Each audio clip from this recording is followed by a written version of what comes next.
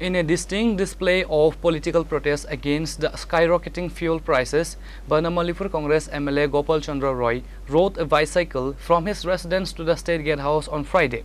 The unique demonstrations caught local attention as the lawmaker chose pedal power over a motorized vehicle to draw focus to the economic strain facing ordinary citizens. Speaking to media persons during his journey, the veteran legislator sharply criticized both the state and the central governments for the relentless surge in petrol and diesel rates. Roy urged immediate administrative intervention to provide financial breathing rooms to the public. He specifically appealed to the state government to roll back local taxes on petroleum products.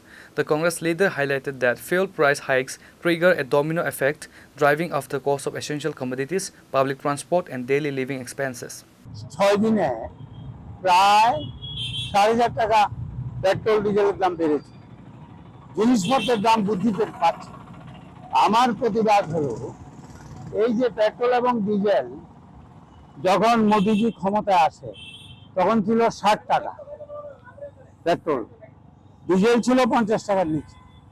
এখন 100 টাকার উপরে petrol, 101 না 2 টাকা হয়ে গেছে, ডিজেলটা হয়ে গেছে 97 টাকা। তাইলে ডিজেল এবং পেট্রোলের উপর রাজ্যের ট্যাক্স আছে 20%, সেন্ট্রাল ট্যাক্স আছে 20%। এই ট্যাক্সটা উঠিয়ে নিলেই তো 40 টাকা কমে যায় ডিজেল পেট্রোলের দাম। সুতরাং মোদিজি আগে বলেছিল যে আমরা 40 টাকার নিচে পেট্রোলের দাম করব, ডিজেলের দাম করব। তাইলে এটা তাদের ব্যর্থতা, এর প্রতিবাদে আজকে সাইকেল চালাচ্ছি আমি। আর একটা মিটিং আছে ওই আপনার ওই স্টেট গেস্ট হাউসে যাব, মিটিং অ্যাটেন্ড করব, আবার সাইকেলে আসবো।